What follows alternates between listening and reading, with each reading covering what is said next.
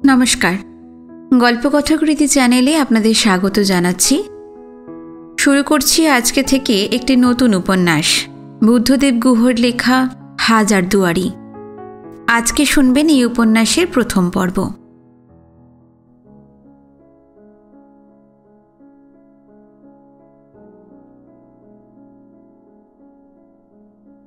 রান্না হলো? প্রায়। ভরত কোথায়? ওর ভাষা বুঝতে অসুবিধা হচ্ছে না? না, সারল্য ভাষার বাধা ভেঙে দেয় যে। ভারী সরল ছেলেটি। তা সে কোথায়? ওই বাগানে আছে বোধহয়। আমাকে একটা জলচৌকি আর হামনদিস্তা এনে দিতে হবে কাল। দেব দেব, এত দূর নিয়ে এলাম তোমাকে, আর এসব তো। বেশি দূর আর কোথায়, মাত্র 100 মাইল তো। ওই মোড়াটা টেনে নিয়ে বসো না, যদি কাজ না থাকে। অন্য কাজ আর কি থাকবে? বাইরের ওই দরজাটাতে ভিতর থেকে আর একটা খিল লাগাবার বন্দোবস্ত করতে হবে শুধু। তা বিকেলেও করা যাবে। বাজারে কাঠের মিস্ত্রির দোকানও দেখে এসেছি গিয়ে। দোতলা থেকে পাহাড় জঙ্গল বেশ দেখায়, কি বলো? সত্যি খুব সংসারী হয়ে উঠেছ দেখছি, আর প্রকৃতি প্রেমিক। জবাব এড়িয়ে গিয়ে গোপেন বলল, তা রান্নার কত দেরি? প্রথম দিন আমার হাতে খাবে, নার্ভাস লাগছে তো। এই কাল কিন্তু নিপাদি দারুণ খাওয়ালেন দুবেলা, তাই না? তা তুমি কি কি করলে? সকালে বাজারটা কেমন করলাম সেটা বলো। খুব ভালো। ডাল করেছি। কি কি ডাল? ছোলার নারকোল দিয়ে। আর কুমড়ো ভাজা। আর লাউয়ের তরকারি। এই ধনে পাতা দিয়েছো তো? কালো জিরে? নিশ্চয়ই। আর কি করলে? আর খাওয়ার সময় দেখতে পাবে। বাহ। আর আরও টোপা কুলের টক করেছি। বাহ বাহ। ছেলেরা মেয়েদের মতো রান্নার ইনস অ্যান্ড আউটের সব জানুক তা আমার পছন্দ নয়। এটা আমাদের নিজস্ব জগৎ, মেয়েদের জগৎ। তাহলে কি হয় নাকি? পৃথিবীর সবচেয়ে বড় রাঁধুনিরা কিন্তু সবাই পুরুষ। সে তারা মাইনের জন্য রাঁধে, আনন্দের জন্য তো রাঁধে না। আর তুমি? আমি রাঁধি ভালোবাসার জন্যে, ভালোবাসার সঙ্গে। তাই তো রোজ রাঁধতে আমার ভালো লাগে না। এখন আসল মতলবখানা বলো তো কি? 1 কাপ চা চাই বুঝি? দেখেছো তো, তোমার বুদ্ধি আলাদা। এতক্ষণ আমড়াগাছি না করে বললেই তো হতো, তোমার সঙ্গে আমিও খেতাম। নতুন জায়গা, নতুন বাড়ি, ধকল তো সকাল থেকে কারোরই কম গেল না। পরশু রাতের অন্ধকারে এসে ওঠা, তার উপরে আবার ঠিক কালই অতক্ষণ লোডশেডিং। গতকাল তো সারাটা দিনই প্রায় কাটল নিপাদির বাড়িতে। যা বলেছ, ভাগ্যিস নিপাদি ছিল। ভাড়ার ফার্নিচার থেকে কাজের লোক সব কিছুই ঠিক করে রেখেছেন। সত্যি শালি হতি তো ऐसी। বসো না, কড়াইটা নামিয়ে চায়ের জলটা চাপাই। তা তোমাকে রান্না করতে দেখাটা তো একটা নতুন এক্সপিরিয়েন্স। তা সুন্দর দেখাচ্ছে, কিন্তু মুখটা কেমন তেতে লাল হয়ে গেছে। বিন্দু বিন্দু ঘামও জমেছে নাকে, কপালে, বগলতলি। তোর থামো তো এবার। কিসের সঙ্গে কি? লেখাপড়া করেছো বটে, কিন্তু রুচি জিনিসটাই গড়ে ওঠেনি তোমার।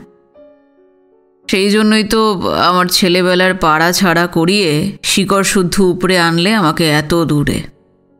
তবে এই রুচি ব্যাপারটা কিন্তু রিলেটিভ।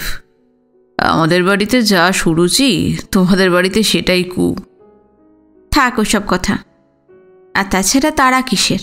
এখন তো রোজই ওই নিয়ে লেগে থাকবে ঠোকাঠুকি। আমি চা করছি, তুমি ভরতকে দেখে এসো। কোথায় গেল ছেলেটা? এই বাগানে আবার সাপ টাপ নেই তো? বাগান থাকবে আর সাপ থাকবে না? ওর মন ভালো নেই। কার? ভরতের। নিপাদি ওর মা বাবা ছাড়া করে নিয়ে এসেছেন এত দূরে। ওদের বাড়ি নাকি ওই কেন্দ্রাপাড়া না কোথায়, সে তো অনেক দূর। তাই নাকি? মন কি তোমার ভালো? মা বাবা দাদা কাকা কাকিমা ছেড়ে নিজের সংসার পাতলে আলাদা হয়ে মনে তো দুঃখ থাকবেই। কিন্তু আমরা মেয়েরা সকলকে ছেড়ে এসে হঠাৎ একদিন তোমাদের বাড়ির একজন হয়ে যাই। সেই হয়ে যাওয়াটার পিছনে কতখানি যে কষ্ট থাকে তা কি তোমরা কোনোদিনও বোঝো? এই বাজে কথা বলো না তো। ওইসব কষ্ট হতো আগেকার দিনে, যখন মেয়েরা কম বয়সে শ্বশুরবাড়ি আসতো। আজকাল সব MA PhD করে চাকরি করে তারপর মেয়েরা আসে শ্বশুরবাড়িতে। শ্বশুরবাড়ির সবাই একেবারে তটস্থ হয়ে থাকে কি করে বউয়ের মন জোগাবে। তার আবার থাক, আজকে আর এইসব আলোচনা করব না। না করাই তো ভালো। আলাদা তো হয়েই এসেছো, এখন আলোচনা করা তো উচিত নয়। শ্রী আরেকবার গ্রীবা ঘুরিয়ে তাকালো গোপেনের দিকে। গোপেন ভরত ভরত বলতে বলতে রান্নাঘর থেকে বেরিয়ে গেল। এখানের অফিসে আজই প্রথম জয়েন করেছে গোপেন। সবাই অচেনা। স্টোরসে বসদা আছেন শুধু, কলকাতায় ছিলেন। অবশ্য GMও চেনা, কারণ কলকাতায় AGM ছিলেন কিছুদিন। তবে তার সবচেয়ে বড় ভরসা এই যে সকলেই নিশ্চয়ই জেনে গেছেন যে গোপেনের স্ত্রী শ্রীর বড় মামা আর এই কোম্পানির MD এক গিলাসের বন্ধু, ক্যালকাটা ক্লাবের মেম্বার, একসঙ্গে বিলেতে পড়াশোনা করেছিলেন। অবশ্য এইটা সকলে জানবে বলেই গোপেনের লজ্জা করছে। কারোর মাধ্যমে যদি এখানে ট্রান্সফারের মূল কারণটা ফাঁস হয়ে যায় তবে আর বাড়িতে কারোর কাছেই মুখ দেখাতে পারবে না। শ্রী দরজায় দাঁড়িয়ে বিদায় দিল, মুখে বিজয়িনীর হাসি। গোপেন কথা না বাড়িয়ে বড় রাস্তার দিকে এগিয়ে গেল। শ্রী বলল, অফিস থেকে ফিরলে আমরা বেড়াতে যাব, কিন্তু তাড়াতাড়ি ফিরো। ভরত বলল, চঞ্চল ফিরিবা বাবু। ভারী হাসি খুশি ছেলেটি। যেমন কারখানা তেমনই অফিস। কলকাতার হাওড়ার অফিসের সঙ্গে এর কোনো তুলনাই চলে না। সেখানের AGM-এর যা ঠাঁটবাঁট, এখানের একজন ফোরম্যানেরই তার চেয়ে ঢের বেশি।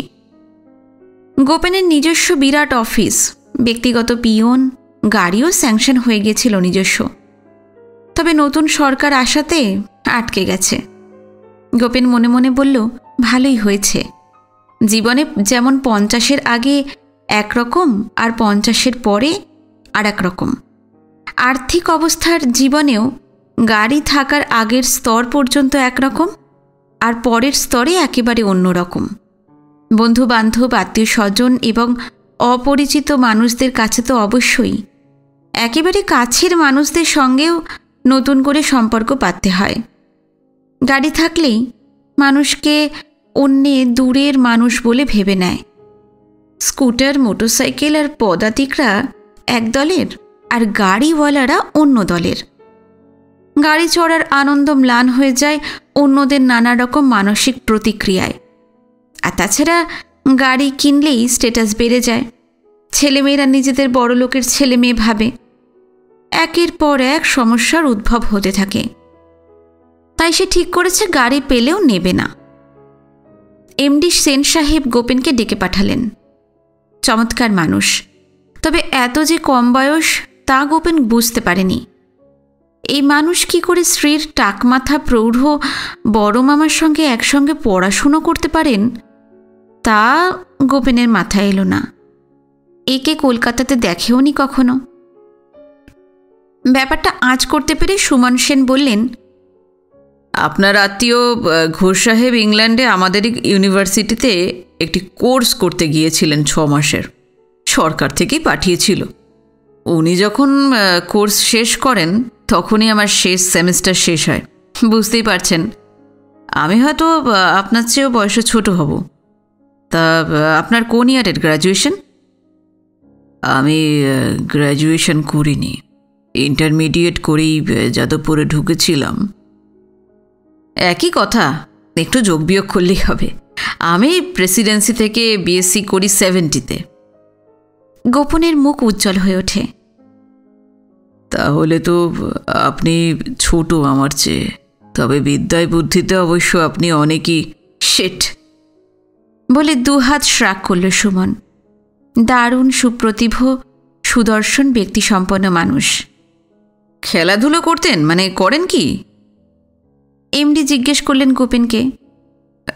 হ্যাঁ, সে ইউনিভার্সিটিতে। কি?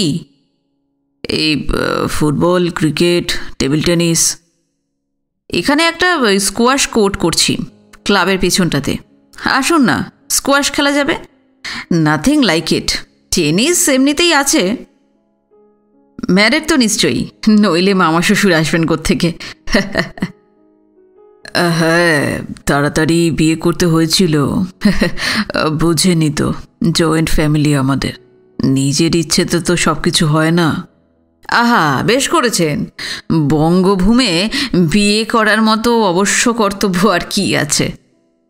তাছাড়া আপনার যোগ্যতা, বয়স সবই যখন। কথাটাতে কোনো খোঁচা ছিল কিনা ঠিক বুঝতে পারল না গোপেন। সুমন গোপেনের সঙ্গে কথা বলার সময় নিজের চেয়ার ছেড়ে উঠে টেবিলের কোণাতে পেছন ঠেকিয়ে বসেছিল। দুদিকে দুহাত ছুঁড়ে ছুঁড়ে কথা বলছিল। ভারী সপ্রতিভ, সুন্দর, সুগন্ধি মানুষ।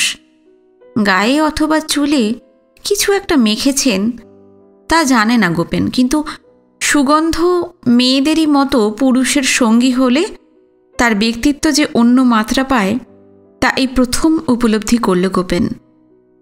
এমন সুগন্ধি ব্যক্তিত্ব সম্পন্ন পুরুষ আগে সে কখনো দেখেনি। সুমন বলল, চলুন আপনার সঙ্গে সকলের আলাপ করিয়ে দিই। এই হুড়হুলাগড় ইন্ডাস্ট্রিজের আন্ডারে 20টি কোম্পানি আছে। এরকম কম্পোজিট প্রজেক্ট ভারতবর্ষের আর কোথাও নেই। একই ক্যানোপির আন্ডারে এত রকম ডাইভার্সিফাইড ইউনিটসও কোথাও নেই। শুধু ভারতবর্ষই নয়, হয়তো পৃথিবীর আর কোথাও নেই। ওড়িশার এই অঞ্চলের মতো অঞ্চল সত্যিই কম আছে। তা দেখুন মিস্টার ব্যানার্জি, আপনাকে বলে রাখা ভালো প্রথমেই যে অফিসের আর কারখানার বাইরে আমরা বন্ধু। দুজন দুজনকে ফার্স্ট নামেই ডাকব। আপনি আমাকে সুমন বলবেন, আর আমি আপনাকে গোপেন বলবো। প্রকৃত বন্ধুর মতোই কিন্তু মিশব। কিন্তু অফিস আর কারখানার মধ্যে আমি বস, আপনি সাবঅর্ডিনেট। আমাকে স্যার বলে সম্বোধন করবেন, আর আমি মিস্টার ব্যানার্জি বলে ডাকবো আপনাকে। গোপেনের মাথাটা বুকের কাছে নুয়েছিল। বলল, নিশ্চয়ই স্যার, নিশ্চয়ই। ফাইন। আরও একটা কথা মিস্টার ব্যানার্জি, আমার সঙ্গে আমার অফিসার এবং শ্রমিকদের ভালোবাসা কিন্তু কাজের ভালোবাসা। যে যেমন কাজ করবেন আমার ভালোবাসা, এবং অবভিয়াসলি আমার দেও সিসিআর ঠিক সেই রকমই হবে।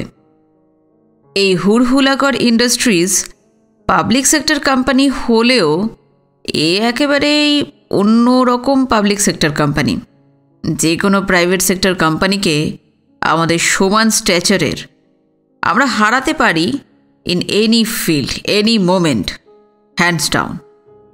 আপনি নতুন আসছেন তাই এত কথা বলা দরকার। হোল্ডিং কোম্পানি অথবা তার আন্ডারে যে কটি কোম্পানি আছে তাদের প্রত্যেকের আলাদা সেট আপ, প্রত্যেকের আলাদা জিএম এবং একজন করে এক্সিকিউটিভ ডিরেক্টর। কিন্তু in matters of difference of opinion, it is my opinion which prevails. Otherwise I quit. They all know it. They can't afford to lose me. Yes, sir. I understand. Do you? Wonderful. আমি একা নয়, আপনি এবং আমরা সকলে মিলে এই হুড়হুলাগড় ইন্ডাস্ট্রিজকে ভারতীয় পাবলিক সেক্টর আন্ডারটেকিংয়ের এক মডেল করে তুলব। বলেই ডান হাতটা বাড়িয়ে দিলেন এমডি গোপেনের দিকে। গোপেন যেন বশীকৃত হয়ে গিয়েছিল। সেও ডান হাত বাড়াল। সুমনের হাতে হাত রাখতেই সে এমন এক উষ্ণ চাপ বোধ করল যে তার সারা শরীর যেন এক নতুন কর্মোদ্দীপনাতে উদ্দীপ্ত হয়ে উঠল। শরীরের সমস্ত শিরা ধমনীতে রক্ত ছোটাছুটি শুরু করল দারুণ বেগে। এক নতুন মানুষকে সে অনুভব করল, উপলব্ধি করল নিজের মধ্যে যে মানুষ নিজে অথবা অন্যকে দিয়ে যা ইচ্ছা তাই করতে বা করাতে সক্ষম, যার ক্ষমতার কোনো সীমা পরিসীমা নেই। একটি সাদা মারুতি জিপসি চালাচ্ছিল সুমন নিজেই। শেডের পর শেড পেরিয়ে যাচ্ছে গাড়ি। বাঁ হাতে স্টিয়ারিং ধরে ডান হাত জানলা দিয়ে বাইরে ছড়িয়ে দিয়ে দেখাতে দেখাতে চলছিল সুমন, ব্লকের পর ব্লক। একটু পর স্পিড কমিয়ে আনল সে। তারপর পারচেজ অফিসের সামনে দাঁড় করালো জিপসিটাকে। নেমে দারোয়ান তাকে স্যালুট করার আগেই নিজেই মাথা ঝুঁকিয়ে নমস্কার করল দারোয়ানকে। দারোয়ানের মুখে এক অদ্ভুত সম্ভ্রম লক্ষ্য করল এমডির প্রতি গোপেন, যা কোনো অফিসের কোনো দারোয়ানের মুখেই সেদিন অবধি দেখেনি। দারোয়ানেরাই সেলাম করে, কিন্তু ভালোবাসা বা ভক্তির সঙ্গে কাউকেই করে না। সুমন কি করল? গোপেন দেখল। গটগট করে হেঁটে একের পর এক করিডর পেরিয়ে পারচেজ ম্যানেজারের ঘরে গিয়ে দরজা খুলে ঢুকল সুমন গোপেনকে নিয়ে। মস্ত বড় ঘরের মধ্যে মস্ত বড় টেবিল, তার সামনে বিরাট রিভলভিং চেয়ারে ছোটোখাটো এক ভদ্রলোক আদ্যির আধময়লা পাঞ্জাবি ও ধুতি পরে জোড়াসনে বসেছিলেন। এমডিকে ঢুকতে দেখে তাড়াতাড়ি উঠে গেলেন চেয়ার ছেড়ে। সুমন বলল, ক্যারি অন সুরেশবাবু, ক্যারি অন। পাঞ্জাবি আর ধুতিটা আর একটু পরিষ্কার কি হতে পারতো না? আপনার সঙ্গে আলাপ করাতে নিয়ে এলাম। টুল শপের নতুন ম্যানেজার গোপেন ব্যানার্জি আজই জয়েন করেছেন। তারপর গোপেনকে বললেন, মিস্টার ব্যানার্জি, আপনার রিকুইজিশন আপনি সুরেশবাবুকেই পাঠাবেন through proper channel. Suresh Mahapatra, ইনি আমাদের প্রত্যেকটা ইউনিটের লাইফ ব্লাড সাপ্লাই করেন। A very dedicated officer and very honest. সুরেশবাবু ততক্ষণে দুহাতের পাতা দিয়ে ইঙ্গিতে ওদের বসতে বলে সামনে যে ভদ্রলোক বসেছিল তাকে বললেন ওড়িয়াতে, এই যে মিস্টার আগারওয়ালা, ভালোই হলো এমডি নিজেও উপস্থিত আছেন। এখন বলুন, আপনাকে আর অর্ডার দেব কেন? গতবারের লটে আপনি যে কাগজ দিয়েছিলেন তা তো বস্তা পচা। কাগজের রং একেবারে বিভিন্ন বেরিয়েছে, অথচ আপনারা নাকি ম্যানুফ্যাকচারারের পুরো ওড়িশার হোলসেল ডিস্ট্রিবিউটর। এই দামে আমরা তো টিটাগড়ের চদুয়ার ফ্যাক্টরি থেকে বন্দোবস্ত করে নিয়ে বন্ড কিনতে পারি মশাই। সে অন্যায় হয়ে গেছে মহাপাত্র সাহেব, একবার হলো বলে কি বারবার হবে? বলুন সাহেব, বলুন। আরে ছাড়ান দেন মশাই, আমি আবার সাহেব হইলাম কবে? না না, ডিসঅনেস্ট সাপ্লায়ার আমরা রাখি না। এমডি কানে কানে বললেন গোপেনকে, মহাপাত্র সাহেবরা ঢাকায় ছিলেন বহুকাল। তা এমডি সাহেব, আপনি একটু বলুন, লাইফে আর এইরকম ভুল কখনো হবে না। আমার কিছু বলার নেই। পারচেসের ব্যাপারে সুরেশবাবুর কথাই শেষ কথা। এমনকি আমার কথা উনি ফেলতে পারেন, সেই অধিকার আমি ওকে দিয়ে রেখেছি। এবার আপনি একটু বাইরে যান, আমাদের কথা আছে।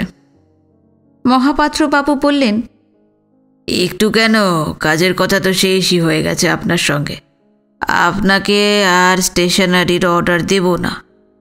আমাদের কোনো টেন্ডারে আপনি অ্যাপ্লাইও করবেন না। আমি যতদিন এই চেয়ারে আছি ততদিন আপনার নাম দেখলেই ঘেচাং করে কেটে দেব। কোনটা ভুল আর কোনটা চুরি তা বোঝার মতো বুদ্ধি আমি রাখি আগারওয়াল।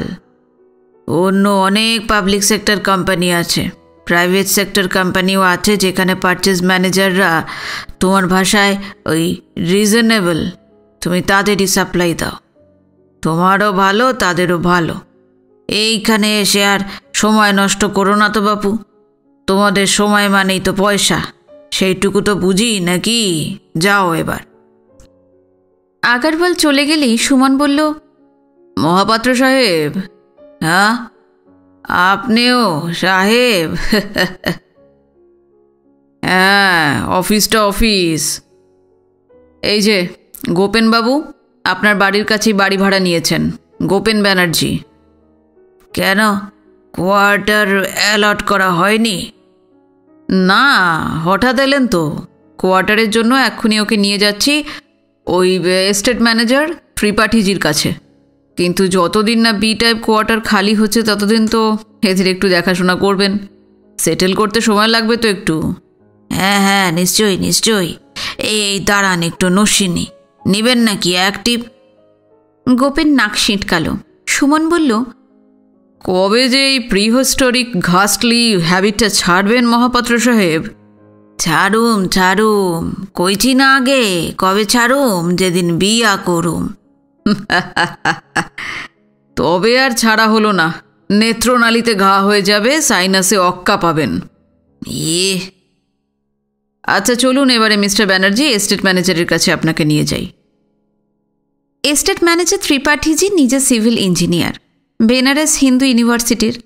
খদ্দরের ট্রাউজার আর হাফ হাতা হাওয়াইন শার্ট পরা। পান খান, বেনারস থেকে এই সুদূরে পান আনান। বাড়িতে নরম ন্যাকড়াতে ভিজিয়ে সেই মঘাই পান পরম যত্নে রাখেন। জর্দাও আনান ডালকা মান্ডির এক পুরনো দোকান থেকে। পান জর্দা ইস্তেমাল করে ত্রিপাঠীজি খাতির করে ওদের বসিয়ে একটু কেশে বললেন,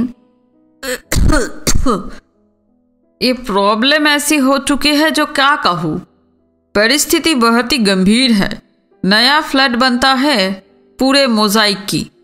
पहले भला ही आप ही की, दुग्गा बनर्जी साहब।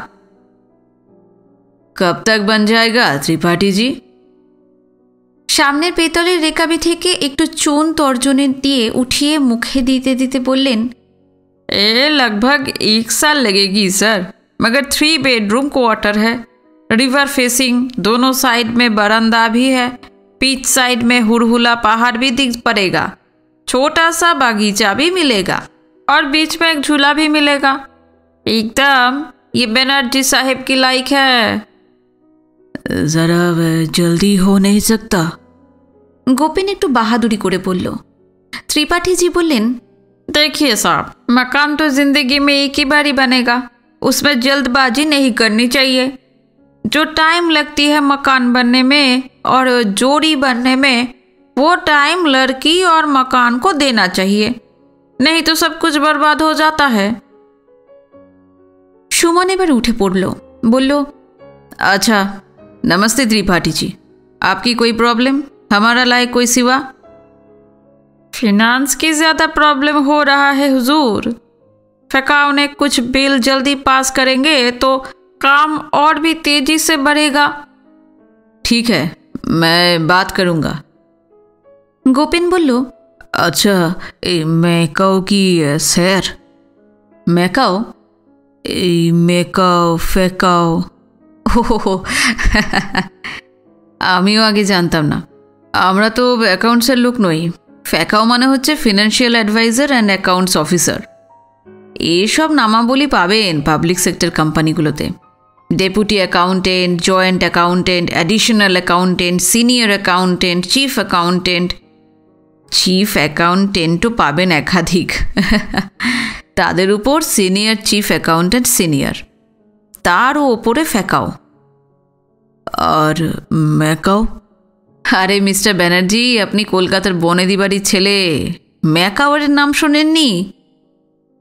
ও ম্যাকাও, সে তো একটা পাখি, মামা বাড়িতে আছে। অ্যাকাউন্টেন্টদের মধ্যে বলে মানে ঠিক। সুমন হেসে উঠল। জিপসিতে উঠে সুমন বলল, এবারে চলুন আপনার নিজের ইউনিটে। টুল শপ কিন্তু আমাদের সবচেয়ে ক্রুশাল ইউনিট। অনেক দিন ধরে ম্যানেজার না থাকায় একটু ডিসঅ্যারেঞ্জ আছে। আপনি নিজে দেখে আমাকে একটা রিপোর্ট দেবেন, যা সাজেশন থাকে তাও দেবেন। এক্সিস্টিং সিস্টেমে মানে আমার ম্যানেজমেন্টে যদি ঠিকমতো রেজাল্টস আসার অসুবিধে হবে বলে আপনি মনে করেন, তবে তাও কিন্তু নিঃসংকোচে লিখে জানাবেন। আমি সুপারম্যান নই। আমাদের সকলের মাথায় একসঙ্গে লাগিয়ে যাতে এই ইন্ডাস্ট্রি আমরা প্রফিটে রান করাতে পারি, শ্রমিকদের এবং আমাদেরও বিন্দুমাত্র না ঠকিয়ে, সেটাই আমাদের একমাত্র উদ্দেশ্য। আমাদের অফিসারদের কোনো সুপিরিয়রিটি বা ইনফেরিয়রিটি কমপ্লেক্সও নেই। কোম্পানির পক্ষে যেটা ভালো সেটাই প্রত্যেকের কাম্য। কোনো রকম হ্যাংস আপ বা বটল নেকের সম্মুখীন হলেই আমাকে সোজা জানাবেন। এই যে এই কার্ডটা রাখুন, আনলিস্টেড নাম্বার আমার, বাড়ি ও অফিসার, কিন্তু lesser the complain the merrier. মনে রাখবেন, I want all my managers to independently handle their affairs. যে ম্যানেজার যত কম সমস্যা নিয়ে আমার কাছে আসবেন তাকেই আমি ভালো ম্যানেজার বলবো। You have a free hand, work honestly and efficiently, then everything is there for your asking. That's my problem, I give you my word. Tool শপের দরজাতে এমডি যখন মারুতি জিপসিটাকে দাঁড় করালেন, দারোয়ানেরা ঠিক সেইভাবেই স্যালুট করল। বাঁ হাত দিয়ে বাঁদিকে দরজা খুলে দিলেন এমডি, কিন্তু নিজে নামলেন না। আপনি? গোপেন একটু ঘাবড়ে গিয়ে বলল। অবাকও হলো। সুমন হেসে বলল, it's your house mister Banerjee, they are all your boys. Go and introduce yourself. Gopen কিছু বলার আগেই সাদা মারুতি জিপসিটা লাল ধুলো উড়িয়ে চলে গেল। পথের দুপাশের গাছে লাল ধুলোর আস্তরণ গাঢ় হলো। গোপেন লক্ষ্য করল সাদা জিপসিটার পেছনে লেখা আছে লালে, my heart bleeds but it bleeds for myself. লোকটা গোলমেলে আছে, মনে মনে বলল গোপেন। ভগবান বলে মনে হচ্ছে বলেই ভূত হওয়ার সম্ভাবনাটা উড়িয়ে দিতে পারল না। আফটার অল, শিশুকাল থেকে কলকাতায় থাকা সন্দিগ্ধ মানুষ। বসবার ঘরের জালনার সামনে দাঁড়িয়েছিল শ্রী। জায়গাটা জঙ্গল পাহাড় ঘেরা, গাগ ছমছম করে। নামটাই লক্ষ্মী ছাড়া, ফুলহুড়াগড়। সন্ধে অনেকক্ষণই হয়ে গেছে। নতুন জায়গা, তারপর কলকাতা নয়। রাস্তায় আলোও নেই, লোকজন, গাড়ি ঘোড়া কিচ্ছু নেই। তবে শুক্লপক্ষ, তাই বাঁচোয়া। চাঁদের আলোয় চারধার পরিষ্কার দেখা যাচ্ছে, কাছিম পেঠা পাহাড়টাও। ভুতুরে ভুতুরে কী সব জঙ্গলে ফুলের গন্ধ আসছে বাইরে থেকে। ঝিঁঝি এখন ডাকছে না, তবে দুটো পেঁচা ক্রমাগত ঝগড়া করছে সূর্য ডোবার পর থেকেই। ভরত রান্নাঘরে আটা মেখে রাখছিল, যাতে খাবার সময় গরম গরম রুটি সেঁকে দিতে পারে। ভরত কাছে থাকলে তাও একটু সাহস পায়। ছোট হলেও সে এই বন জঙ্গলেরই তো মানুষ। শ্রী মাঝে মাঝে ভরতের কাছে গিয়ে কথা বলে সাহস সঞ্চয় করে ফিরে আসছে। তাকে অবশ্য বলছে না যে সে ভয় পেয়েছে। ভরত বলছে, দাদা এসে যাবে, কারখানা তো অনেক দূর আছে এখান থেকে। টাউনশিপের বাস যাবে 8 মাইল দূর দিয়ে। তাছাড়া টাউনশিপের বাসের ভরসা কি? এখানে নিজের একখানা বাহন না থাকলে কোনো উপায়ই নেই। সে সাইকেলই হোক কি স্কুটার কি মোটর সাইকেল, থাকতেই হবে। ট্যাক্সি ও ভটভটিয়া ভাড়া পাওয়া যায় বটে, কিন্তু কোন দিকে যাবে সে তা তাদেরই মর্জি। তাছাড়া মিটার তো কেউই মানে না। প্যাসেঞ্জারদের কাছ থেকে ছিনতাইও করে মাঝে মধ্যে। টাউনশিপের মধ্যে হলে অন্য কথা। চওড়া চওড়া পিচের রাস্তা, সাজানো গোছানো বাগান, লাল নীল বড় বড় সব আলো। টাউনশিপের নিজের বাস রাত 11টা অবধি চলে, এ প্রান্ত থেকে ও প্রান্ত। তা বৌদি, আপনারা এত দূরে বাড়ি ভাড়া কেন নিলেন? দাদার তো যেতে আসতেই 2 ঘন্টা কাবার হয়ে যাবে। তাও এখন তো গরম পড়ে এলো, বোঝা যাবে না। কিন্তু শীতকালে কি হবে?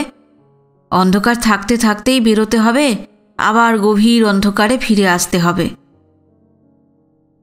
শ্রী আর কি বলবে, বলল, তাই তো। বাড়ি তো নিপাদিরাই ঠিক করেছিলেন। হয়তো ভেবেছিলেন কাছে থাকলে দেখাশোনার সুবিধা হবে। তা তুই তো কেন্দ্রাপাড়ার ছেলে রে, তুই হুড়হুলাগড়ের এত কিছু জানলি কি করে? বারে, আমার বাবা প্ল্যান্টে কাজ করতো না। বাবা মরে যেতেই তো মা আমাদের নিয়ে কেন্দ্রাপাড়াতে চলে গেল। এখন আমি আবার রোজগার করতে এলাম। আমি তো বড় ছেলে। রাত প্রায় 9টার সময় দরজায় বেল বাজল। কে? আমি। গোপেনের গলা পেয়েই দৌড়ে গিয়ে দরজা খুলল শ্রী। দরজা খুলেই চমকে গেল। ভেবেছিল ক্লান্তিতে বিরক্তিতে বেঁকে থাকবে গোপেন, কিন্তু এই গোপেনকে যেন চেনেই না শ্রী। তার চোখ মুখ ঝকঝক করছে। কে বলবে যে সকাল 8টাতে সে বাড়ি থেকে বেরিয়েছিল? শ্রী অবাক হয়ে বলল, কি ব্যাপার? এই দেরি হয়ে গেল অনেক। ইনস্টলমেন্টে একটা স্কুটার নিতে হবে কালই। কালই? হ্যাঁ কালই, নইলে হবে না। তা চালাতে পারবে? সাইকেল চালাতে জানলে সব চালানো যায়, একটু দেখে নিলেই হলো। চা খাবে নাকি? ভরত ভরত পাশেই দাঁড়িয়েছিল, বলল, ইদরাক উদরাক ডালকে বানাও। বিকেলে বানানো ওর আদা দেওয়া চাকে স্ত্রীর ভালো বলাতেই এই বিপত্তি। কিন্তু স্ত্রী উত্তর দেবার আগেই গোপেন বলল, না না, চাটা আর খাবো না, একটু গরম জল পেলে চানটা করে নিতুম। নতুন জায়গা তো, তা হবে? হ্যাঁ হ্যাঁ, হবে না কেন, গরম জলের আর অসুবিধে কি। রান্নাঘরের লাগোয়া বাগানের এক কোণাতে জ্বালানি কাঠ জড়ো করা আছে। বলার আগেই ভরত দৌড়ে চলে গেল, বলল, ভিলায়া। ও চলে যেতেই স্ত্রী বলল, ভারী উৎসাহী আর চটপটে ছেলেটা, জানো তো, আনন্দ করে কাজ করে। কলকাতাতে এমন কাজের লোক পাওয়া যায় না কেন বলো তো? কাজ করতে বললেই সকলের মুখ বেজার। সে তো আমারও হতো। কলকাতায় তো 5টাতেই বাড়ি ফিরে আসতাম। তবে এই জায়গাটায় জানো তো জাদু আছে। জাদু? জাদু। কিসের জাদু? জাদুকরের জাদু। এখানে এক জাদুকর থাকে, হুড়হুলাগড়ের জাদুকর। কি যে বলছো, সে আবার কে? সে আছে, পরে বলবো। এখানে সব কিছু চলে তারই অঙ্গুলি লেহনে। সেই এখানকার প্রাণ পুরুষ। রাতে টিভিতে 9:30টার নিউজ শোনার পর খেয়ে দিয়ে যখন শুলো ঘরের বাতি নিভিয়ে, তখনই প্রথম গভীরভাবে অনুভব করল শ্রী জায়গাটার নির্জনতা। গত রাতে আগের দিনের জার্নির ক্লান্তি, নতুন জায়গাতে পৌঁছানোর উত্তেজনা ইত্যাদিতে ভালো করে ঠাহর করেনি। চাঁদের আলো এসে পড়েছে দোতলার খোলা জানলা দিয়ে। ধপধপে সাদা মেঝেতে কালো গড়াদের ছায়া পড়েছে। জানলার পাশেই একটা বাঁদর লাঠি গাছ, তার আন্দোলিত পাতাদের কালো ছায়া নড়ছে মেঝেতে। চিরিপ চিরিপ চিরিপ করে উড়ে উড়ে ঘুরে ঘুরে একটি পাখি ডাকছে সুনির্মল কলুষীন চন্দ্রালোকিত আকাশে। রেল স্টেশনটা কাছেই, কিন্তু কোনো শোরগোল নেই। দিনে রাতে সকাল বিকেল 4খানি গাড়ি আসে, যাত্রীবাহী, আপ ডাউন। তাছাড়া মালগাড়ি যায়, থামেও কিছু। ট্রেন আসা ও ট্রেন যাওয়ার ঘণ্টাগুলি পরিষ্কার শোনা যায় ওদের বাড়ি থেকে। ইয়ার্ডে মাল খালাস হয়, মাল লোডিং হয়। এখানের নিয়ারেস্ট বন্দর পারাদ্বীপ। সেখান থেকে হুড়হুলাগড়ের মাল বিদেশে চালানো যায়। শ্রী পাশ ফিরে গোপেনের বুকে ডান হাতটা রাখল, বলল, এই কি সুন্দর ফুলের গন্ধ, পাচ্ছ? পাচ্ছি। কিছুক্ষণ চুপচাপ। তারপর শ্রী আবার বলল, এই এখনো কি আমার উপর রাগ যায়নি? কিসের রাগ? এই তোমাকে কলকাতা থেকে নিয়ে আসার রাগ। আমি তো রাগ করিনি। করেছ। তবে তো জানোই, মিছে বিরক্ত করছো কেন? এখনো আমাদের ছেলে মেয়ে হয়নি, বলে কি পারতাম এমন জায়গায় আসতে? তার স্কুল, কত রকম চিন্তা। বদলি টদলি হতে হয় ঝাড়া হাত পা থাকার সময়। বেড়ানো টেরানো, হই হই করা, সেসব তো এখনই হবে। তারপর তো দায়িত্ব আর দায়িত্ব। গোপেনকে জড়িয়ে ধরে কাছে টেনে শ্রী বলল, এখানে যেন বেশ হানিমুন হচ্ছে আমাদের, কি বলো? কলকাতার বাড়িতে তোমাদের ল্যাজারাস কোম্পানির খাটে একটু পাশ ফিরলেই যার শব্দ হতো, আর পাশের ঘরেই দাদা। দরজার পাশ দিয়ে তলা দিয়ে আওয়াজ আর আলো আসতো, এবং ভয়ও। ছোটকুনটা আবার মাঝে মাঝে দরজার ফুটোতে চোখ লাগিয়ে, অ্যাডোলেসেন্ট তো, এত লজ্জা করতো না আমার। সবসময় উৎকণ্ঠিত হয়ে থাকতাম, লজ্জাও করতো, ভয়ও হতো। এই ছোটকুনের কথা তো আমায় বলনি। আমরাও তো অ্যাডোলেসেন্ট ছিলাম এক সময়, কিন্তু এ কি, এ যে পারভার্সন, তোমার বলা উচিত ছিল। গোপেন বলল। তারপর বলল, লজ্জার ব্যাপারটাও ল্যাজারাস কোম্পানির ফার্নিচারের মতোই আউটডেটেড। আজকাল অ্যান্টিক হয়ে গেছে। কলকাতা ছেড়ে তো এসেইছ, এখন আবার ওসব আলোচনা কেন করছো?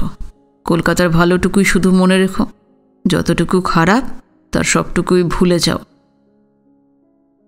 শ্রী বুঝল আজকে কিছু একটা ঘটেছে গোপেনের জীবনে, যা ওকে অনেকখানি বদলে দিয়েছে। এই স্বল্পবাগ অফিসের কাজে ফাঁকিবাজ অন্যমনস্ক গোপেনকে সে কখনোই এমনভাবে লক্ষ্য করেনি। শ্রীর একটা দীর্ঘ নিঃশ্বাস পড়ল। গোপেনকে সে কখনোই বলেনি তার বড় জা, তার অবিবাহিত 2 ননদ, তার শাশুড়ি তার সঙ্গে কী রকম চক্রান্তময় খারাপ ব্যবহার করেছেন দিনের পর দিন। সে সুন্দরী বলে, সে বিদুষী বলে, সে মা হতে পারেনি বলে।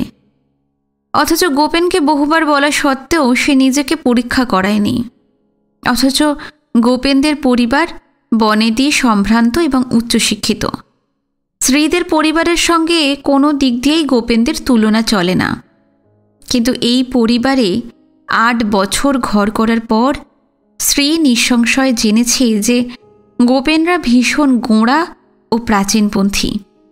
তাদের পরিবারের সকলের ডিগ্রিগুলোই পাকানো কাগজ হয়ে আলমারির দেরাজেই রয়ে গেছে, আশীর্বাদ হয়ে পৌঁছায়নি জীবনে। গোপেন বেচারা ভালো মানুষ, নিজের ফাঁকির এবং স্বল্প মাইনের চাকরি, বউকে আদর করা, দাবা খেলা এবং গরমে আর বর্ষার দিনে ছাদে উঠে ঘুড়ি ওড়ানো, এই নিয়েই ওর জীবন। স্ত্রীকে আদর করাটাও গোপেনের কাছে একটি কর্তব্য বিশেষ ছিল, স্কুলের রুটিনের মতো। সপ্তাহের দিন ভাগ করা আছে, কোনো বৈচিত্র্য নেই, উচ্ছ্বাস নেই, সমারোহ নেই। বিয়ের মাত্র 8 বছর পরেই স্ত্রী জীবনানন্দে সুকরী হয়ে গেছে যেন। অথচ একটা মাত্র জীবন নিয়ে কত কী না করার ছিল। স্ত্রী এখনও আশা ছাড়েনি। তার মতো আশাবাদী মেয়ে খুব কমই আছে। সব কিছুর মধ্যেই আনন্দ খুঁজে নেবার এক দৈবী ক্ষমতা নিয়ে ও জন্মেছে। কলেজে ও বিশ্ববিদ্যালয়ে ওর সব সহপাঠী বলতো, স্ত্রী না থাকলে কোনো কিছুই জমে না।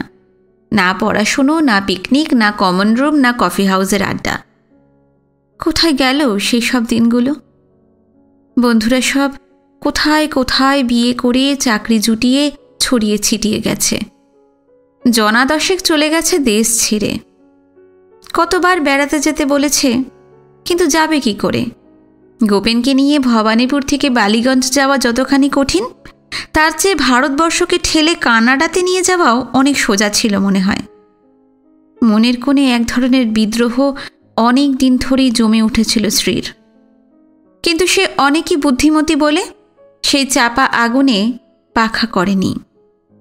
যে কোনো সম্পর্কই ছেঁড়া খুব সহজ, কিন্তু একটি ছেঁড়া সম্পর্কের মধ্যে অগণ্য ছেঁড়া সম্পর্কর বীজ সুপ্ত থাকে। অনেকেই দেখেছে স্ত্রী এমনই। কোনো সম্পর্কই নিটোল নয়, সর্বাঙ্গ সুন্দর নয়, এ কথাও ও জানে বলেই গোপেনের অনেক অপূর্ণতা মানিয়ে নিয়েই একসঙ্গে সুখী মনে থেকেছে এবং থাকছে। কিন্তু এই হুড়হুলাগড়ে গোপেনকে নিয়ে একা আসাতে ও ঠিক করল না ভুল, তা এখনো বুঝে উঠতে পারছে না। জায়গাটা যে এত দূরে এবং এমন পাণ্ডব বর্জিত, সে বিষয়ে ওর কোনো ধারণাই ছিল না। গোপেন উঠে একটা সিগারেট ধরালো, তারপর মোড়াটাকে জানলার পাশে নিয়ে গিয়ে বসল। শ্রী বলল, একটা চাদর টাদর গায়ে দিয়ে বসো, এখনো বেশ ঠান্ডা আছে তো। দুপুরে কি খেলে? অফিসার্স ক্যান্টিন আছে। ভালো খাবার? হ্যাঁ, কলকাতার থেকে ভালো। কি খেলে? স্যুপ, মাছের একটা preparation, chicken, lemon tart, coffee. বাবা, এ তো জব্বর খাওয়া। তা রান্না কেমন? খুব ভালো। এই কুক আগে গভর্নর হাউসের কুক ছিল। কোথাকার? ওড়িশার। তাই? যাক বাবা, আমি ভেবেছিলাম তুমি যদি খুশি না হও। খুশি না হয়ে উপায় নেই, সে ভারও জাদুকরের। কি যে হেয়ালি হেয়ালি কথা বলো, বুঝি না। একটু খুলে বলো না। বলবো, আমার নিজের কাছেও ব্যাপারটা খুব হেয়ালি। তাই? কি জানি। শ্রী চুপ করে গেল। একটু পরে বলল, আমার ঘুম পাচ্ছে, আমি ঘুমোচ্ছি। সারাদিন গোছগাছ করে বড় পরিশ্রম গেছে, আরও 3-4 দিন লাগবে। তোমার বইগুলো কিন্তু তুমি একটু দেখে গুছিও, দুটো টেবিলের উপর ডাঁই করে রাখা আছে। ঠিক আছে। উপাস ফিরে পায়ের কাছে রাখা চাদরটা গায়ে টেনে নিয়ে শ্রী বলল, কি গো, তুমি শোবে না? গোপেন আজ গল্প করার মুডে নেই বুঝেই শ্রী চুপ করে রইল। নিপারা ওড়িশাতেই সেটেলড, ওড়িয়াদের মতোই ওড়িয়া বলতে পারে। নিপার স্বামীর পদবী চ্যাটার্জি। অনেক পুরুষ আগে কলকাতার বাস উঠিয়ে ওরা ওড়িশার সম্বলপুরে গিয়ে স্থায়ীভাবে বসে। অশেষ তার ঠাকুরদা ছিলেন ডাক্তার, খুব ভালো পসার ছিল তার। তারপর থেকে সবই ওখানে। ওড়িশি সংস্কৃতি বলতে যে নিজস্ব একটা ব্যাপার আছে তা হুড়হুলাগড়ে না এলে বুঝতেই পারত না শ্রী। কলকাতায় বসে সহজ ও লজ্জাকর উচ্চমন্যতায় কলকাতার বাসিন্দা বাঙালিরা হয়তো হুড়হুলাগড় নামটি নিয়ে ঠাট্টা তামাশাও করতে পারেন, কিন্তু যাদের অজ্ঞতা এবং কূপমণ্ডুকতা যত বেশি, অন্যকে বা অন্যদের নিয়ে সহজে ঠাট্টা তামাশা করা তাদেরই তত বেশি আসে। নিপাদের ছেলেমেয়েরা প্রণাম করার সময় 2 হাত দিয়ে প্রণম্যর 2টি পায়ে হাত রেখে প্রণাম করে। 1 গ্লাস জল দিতে হলে ডান হাতখানি গ্লাসটি ধরে তা এগিয়ে বাঁ হাতের আঙুল দিয়ে ডান হাতের কনুই ছুঁয়ে থেকে তবে তা দেয়। এমনই ছোটোখাটো অনেক কিছু শেখার আছে এদের কাছে। শ্রীর খুব ভালো লাগে এইসব ব্যাপারগুলো। 12-13 বছরের ভরত বহু দূরে নিজের গাঁ ও মা বাবাকে ছেড়ে শ্রীদের কাছে কাজ করতে এসেছে যে তার কাছে বসে নানা গল্প শুনে ও অবসর সময়। নিপাদি বলেছেন, তুমি ভরতের সঙ্গে ওড়িয়াতে কথা বলার চেষ্টা করে দেখবে, অল্প দিনেই ওড়িয়া বলা শিখে যাবে। মুখে বলতে পারলে তারপর একটা কপি করে সমাজ দৈনিক কাগজ রাখবে, দেখবে ওড়িয়া পড়তেও শিখে গেছো। স্ক্রিপ্টটা অবশ্য গোল গোল, দক্ষিণ ভারতীয় ভাষাগুলোর মতো, কিন্তু চেষ্টা করলেই শিখে নিতে পারবে। মাঝে মাঝে ম্যাটেনি শোতে তোমাকে ওড়িয়া ছবি দেখাতে নিয়ে যাব, দেখবে 3 মাসে শিখে গেছে ওড়িয়া। নিপাদির সঙ্গে শ্রীদের কোনো আত্মীয়তা নেই। অশেষ তার বাবা বড় মামার সঙ্গে কলকাতায় এই কোম্পানিতে কিছুদিন কাজ করেছিলেন। সেই সুবাদে ওরা হুড়হুলাগড়ে আসার আগে চিঠি দিয়েছিলেন নিপাদিদের। ওই একটা চিঠি পেয়েই বাড়ি ঠিক করে ফেলেছিলেন নিপাদিরা। বাড়ি মোটামুটি সাজিয়েও ফেলেছিলেন। ভাড়ার ঘরে 7 দিনের রসদ, গ্যাস সিলিন্ডার, কাজের লোক ভরত সব ঠিক করে ফেলেছিলেন। যেদিন ওরা রাতের বেলা এই পাহাড়ের দিগন্তরেখা ঘেরা জঙ্গুলে জায়গাতে এসে গা ছমছম করা হুড়হুলাগড় নামের এই নির্জন স্টেশনে এসে নামল, সেদিনও সব উষ্ণতা নিয়ে সপরিবারে স্টেশনে এসে ওদের রিসিভ করেছিলেন। রাতে নিজেদের বাড়ি নিয়ে গিয়ে পরিষ্কার পরিচ্ছন্ন করে খাইয়ে দাইয়ে তারপর আগে থেকে ঠিক করে রাখা ট্যাক্সি করে ওদের ভাড়া বাড়িতে পৌঁছে দিয়ে গিয়েছিলেন ভরতকে শুদ্ধ। পরদিন শনিবারও সকালে এসে নিয়ে গিয়েছিলেন নিজের বাড়িতে। সারা দিন খাইয়ে দাইয়ে টাউনশিপ ঘুরিয়ে সব দ্রষ্টব্য স্থান দেখিয়ে রাতের বেলা আবার পৌঁছে দিয়ে গিয়েছিলেন। টাউনশিপের মধ্যে ম্যানেজিং ডিরেক্টরের আর ডিরেক্টরদের বাংলো, গেস্ট হাউস, ম্যানেজারদের বাংলো দেখে শ্রীর চোখ বড় বড় হয়ে গিয়েছিল। নিজের মনে অস্ফুটে বলেছিল, এত বড় বড় বাড়িতে মানুষ থাকে কি করে গো? অশেষ হেসে বলেছিল, ওই দেখো শ্রী, ওইগুলো বি টাইপ বাংলো ম্যানেজারদের। এই গোপেনবাবুও কিন্তু ওই রকম বাংলোই পাবেন, নইলে ফ্ল্যাট। কবে কবে পাবে? খালি হলেই পাবেন। বি টাইপের একটু টান আছে তো। ম্যানেজার তো এখানে প্রায় 20-21 জন, ডিজিএম 3 জন, জিএম 1 জন, ডিরেক্টরও অনেক, ম্যানেজিং ডিরেক্টর ছাড়া। অনেকগুলো ইউনিট তো। পারাদ্বীপ হওয়ার পর এই হুড়হুলাগড়ের ইম্পর্টেন্স বহু গুণ বেড়ে গেছে। আরও বেড়েছে সেন সাহেব ম্যানেজিং ডিরেক্টর হয়ে আসার পর। কেন? কেন তা বলতে পারবো না। এই মানুষটা একেবারে অন্য জাতের মানুষ, প্রত্যেকেই ভালোবাসে একে। প্রত্যেকে যাকে ভালোবাসে তিনি কাজের মানুষ হতেই পারেন না, তার অনুরাগীর চেয়ে শত্রু বেশি থাকবেই। হ্যাঁ, শত্রু যে নেই তা নয়, উনি কিন্তু যে কোনো সময় খুনও হয়ে যেতে পারেন। কিন্তু ওর শত্রুরাও জানে যে যেখানে ওর রক্ত পড়বে সেখান থেকেই তাদের সর্বনাশ নিশ্চিত হবে। গোপেন তখন অন্যমনস্কভাবে বলেছিল, এই মানুষটাকে দেখতে হবে তো। তোমাকে তো ওর কাছে রিপোর্ট করতে হবে প্রথম দিন, তুমি তো দেখতে পাবেই। আর আমি? তুমিও দেখবে অফিসার্স পার্টি টার্টিতে, ক্লাবে গেলে। ওই দেখো হুড়হুলাগড় ক্লাব, ওই যে উঁচু টিলাটার ওপরে শাল আর শিমুল বনের মধ্যে, ওইখানে থাকার বন্দোবস্তও আছে। অল্প দিনের জন্য যারা আসেন অথবা ব্যাচেলার, তারা তো ক্লাবেই থাকেন। সুইমিং পুল আছে, টেনিস আছে, শীতকালে ব্যাডমিন্টন, ভিতরে টেবিল টেনিস। আর তাস দাবা এগুলো নেই? হ্যাঁ, তাও আছে। তবে তাস দাবা লোকে তো বাড়িতে বসেই আরাম করে খেলে, খেয়ে আর এর জন্য ক্লাবে আসে। তাও বটে, অন্যমনস্ক গলায় আবারও বলেছিল গোপেন। আজকের পর্ব এখানে শেষ করছি। কেমন লাগলো আজকের পর্ব অবশ্যই জানাতে ভুলবেন না। কমেন্টে জানাবেন, ভিডিওতে লাইক দেবেন। যারা নতুন এসেছেন, গল্প পাঠ ভালো লাগলে চ্যানেলটা সাবস্ক্রাইব করে রাখবেন।